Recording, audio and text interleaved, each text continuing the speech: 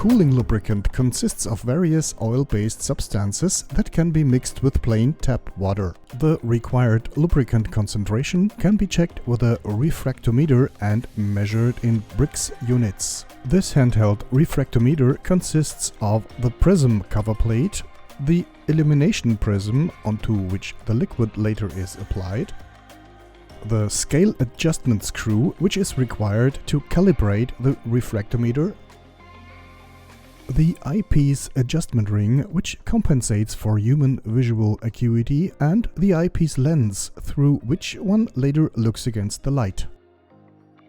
The measurement process begins by folding back the prism cover plate to expose the illumination prism. Draw a certain amount of the fluid to be measured into the pipette provided and then apply it directly to the illumination prism.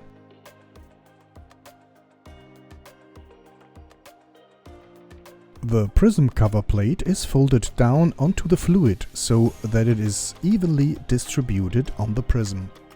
When looking through the eyepiece against the light, a scale appears from which the Brix value of the fluid can be read. Where white and blue meet, you can read the Brix value, which in our case is 5.4% Brix. To determine the concentration of our cooling lubricant in tap water, multiply the value by the refractometer factor 1.6. This factor generally applies to CORiTEC cooling lubricant universal. Brix 5.4% multiplied by 1.6 equals 8.64%.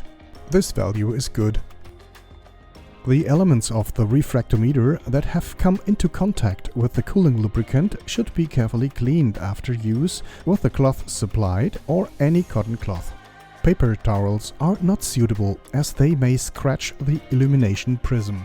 Careful handling and storage of the device will ensure that it continues to deliver good measurement results the next time it is used.